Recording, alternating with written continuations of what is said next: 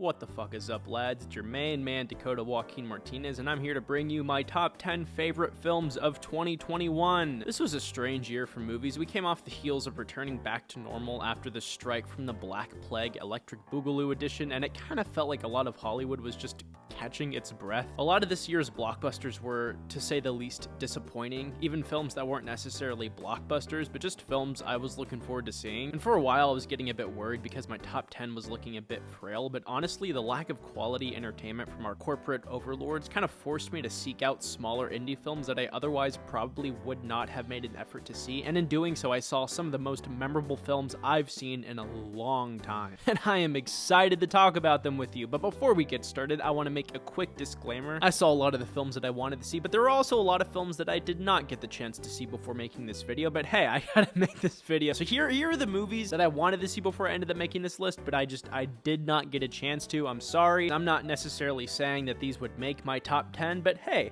maybe they would. I wouldn't know, I haven't seen them yet. I do plan on seeing them when I can, and when I do, I'll be updating my list on Letterboxd, so if they end up sneaking in there, just follow my page and you'll know. Also, another disclaimer, some of these films technically had limited or international release dates of 2020, but they also hit the US in 2021, and that's when I saw them, so I'm counting them as 2021 releases. Now, all of that being said, and with no more further ado, let's just get into it, man.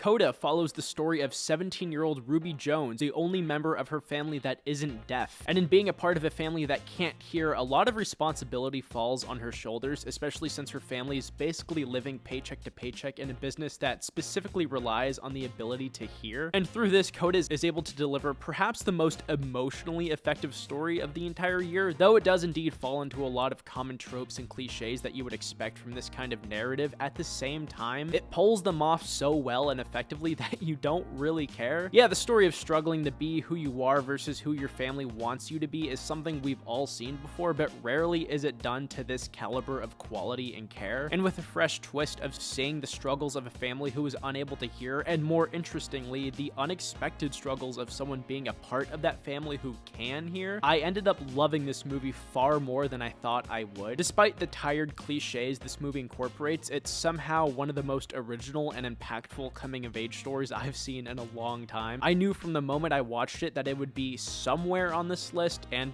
here we are. Go watch it, it's worth seeing. 9 Days follows the interview process of 5 unborn souls for the chance to be given life on Earth. Yeah, it's weird, but at the same time, one of the most beautiful experiences I've had watching a movie all year long. At its core, 9 Days is an exploration of the meaning of life and a conversation about purpose itself. It's about unacquainted love and buried sorrow and learning to appreciate life for what it is rather than what it's not. In short, it's a love letter to existence itself. I don't think this movie is for everyone. It's unapologetically slow and at times frustratingly patient in its execution, perhaps even to a fault. But if you're willing to open your mind and allow yourself to be challenged, I think you'll experience something undeniably unforgettable and, for my taste, the best ending to any film of 2021. What a fucking cool movie. Shiva Baby is about a Jewish college student named Danielle who has to attend a funeral service with her parents and family and all of her Jewish relatives and friends, and, well, you get the point. And in this already stressful situation, what do you know? Her sugar daddy shows up with his wife and kids, and then her own ex-girlfriend comes along, and it's just so fucking funny. Though I can't entirely call this a comedy, perhaps maybe a comedy drama, because the anxiety created in this film made me want to take a breath and go for a walk, but in a good way. Rachel Snow also delivers one of my favorite performances of the whole year. She probably should get some type of award attention, though I know for a fact she will not. This is just such a great movie all around. I love the charisma, and if you want to call it a comedy, it's definitely my favorite comedy of 2021. This is a movie that I originally gave a 3.5 in my initial review because I felt the story was too incomplete, even for a part 1 type of film. And I also stated that Denis Villeneuve didn't do the best job at introducing the actual world of Dune to new members of the fandom, such as myself. For my taste, it kind of felt like watching Avengers Infinity War without having seen the previous 18 Marvel films. But after some thorough independent research of the world of Dune and 2 subsequent rewatches of the film, my enjoyment for Dune vastly improved. I stand by my Infinity War analogy, except now it feels like I have seen the previous 18 Marvel films, and I understand a lot more of what's happening on screen. I'm not abandoning my previous criticisms of the film. I still feel like it doesn't do the best job at telling a complete story as something like a Fellowship of the Ring or an Infinity War does so well. But goddamn, dude, this is such a great cinematic achievement, and even if part 2 doesn't live up to the hype, I still feel like I'll enjoy what part 1 had to offer. There's something cinematically beautiful about feeling like you're dropped in the middle of a universe bigger than your comprehension, instead of feeling like everything is being spoon-fed to you. I haven't truly felt like a movie has been able to do that to me since, like, if I may reference it again, The Lord of the Rings. In a lot of ways, this does feel like the next non-superhero blockbuster franchise that could be on par with the likeness of Star Wars or Marvel in terms of the vastness of its lore and mythology. My second and third viewings of this film were some of my favorite theater experiences all year long, and I'm so excited to see where Villeneuve takes the story in part 2.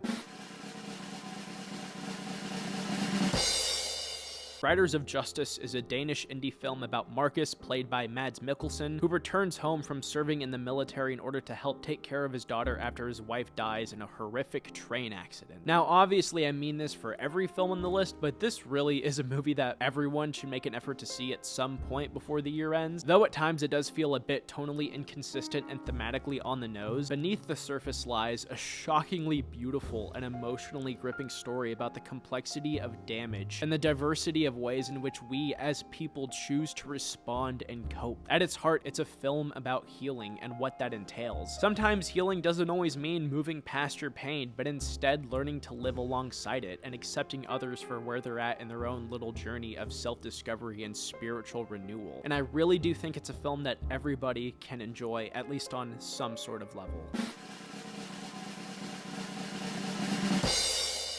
I really liked Another Round. In fact, it was in my top 10 of 2020 list, but this really should have won Best International Feature during the 2021 Academy Awards. I mean, what a fucking picture. I'm not sure about the politics surrounding this film. Frankly, I'm not the most well-read when it comes to Serbian affairs in the late 90s. I strictly just view this as one of the most stunning cinematic portrayals of someone trying their absolute fucking best to keep the gates of hell closed as long as they can, knowing full well that they can't keep them closed forever. And anchoring this hour-and-a-half exercise of learning to hold your breath is...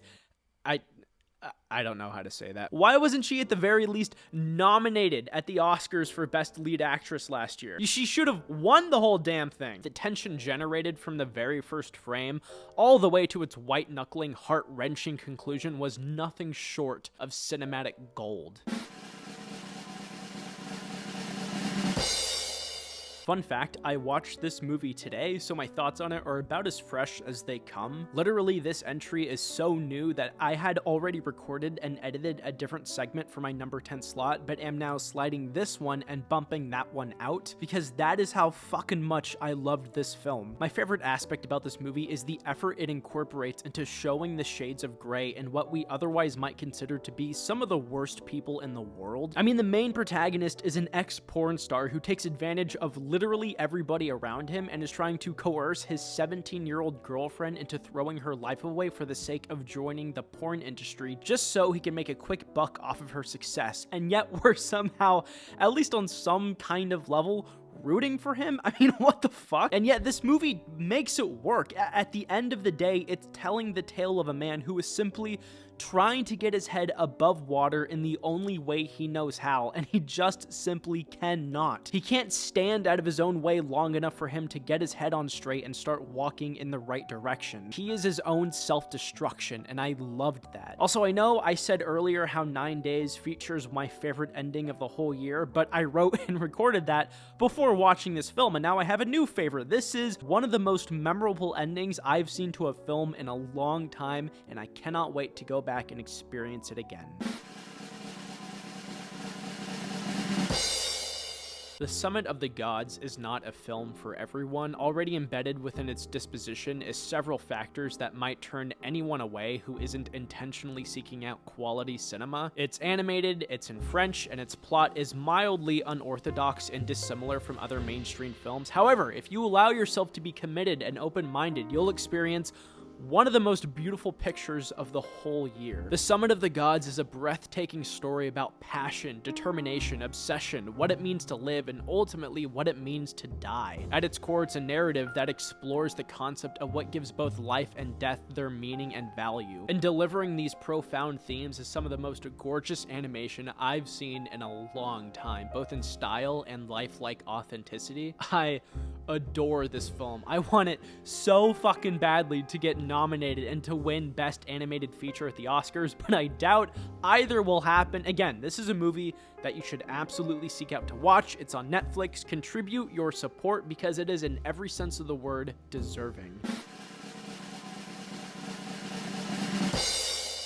The Killing of Two Lovers is perhaps the most divisive of all the films on this list. I've seen a lot of people say they love it, and a lot of people say they don't, but either way, it seems to be invoking passionate responses from both sides of the aisle, which is probably the best thing a film can strive to achieve. Per my interpretation, I view this film as a dissection of raw, uncured, emotional torture. It's an exploration of the effects of spiritual agony and what kind of repercussions it can elicit from its subject. It's misery served on a cinematic platter, and I loved every moment of it. And above the surface, it's just also a really touching tale about a broken man trying to hold it together for the sake of reconstructing his failed marriage back together again. Also, the cinematography, man, holy fuck. The 4:3 aspect ratio, in my opinion, does a fantastic job at not only making this otherwise forgetful town seem meaningful and consequential, but also putting the audience in the eyes of our protagonist, showing how blinding and anti-peripheral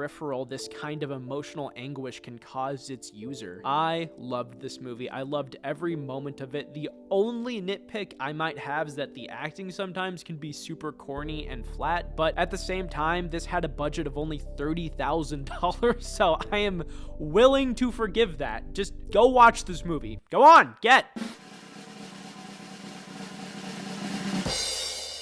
The Worst Person in the World is the single most effective and impactful film I've seen all year long. You know, maybe I just have an appetite for films about young adults trying to figure themselves out in a world that's constantly demanding that they be sure of who they plan to be, because I definitely see the similarities between this and my favorite film of last year, Shithouse, though with Shithouse being a bit more of an examination about the nature of love and romance and how pain inadvertently colors the skin of both. What this film strives to do is to capture a very specific moment in time in a character's life. It seeks to not explain, but rather illustrate all the confusion and heartbreak and growth that occurs with someone in this stage of existence. It's a beautiful demonstration of the complexities of life, death, and emotional evolution. It shows that it's okay to be nearing 30 and still really have no idea who you are or who you want to be. It's okay to not have everything figured out or even anything figured out. Life is a process, and we learn as we go along. And it's the imperfection within our disposition that makes life beautiful to begin with. It's a movie that, the more I think about it, the more I find myself trying to unpack all of its intricacies and beauties. This film can feel pretty slow at times. Its pacing is unequivocally patient in its execution, and I understand that this might turn a lot of people off. But while it is slow, I also believe that it is this unhurried essence that qualifies all the meaning that comes along with the story.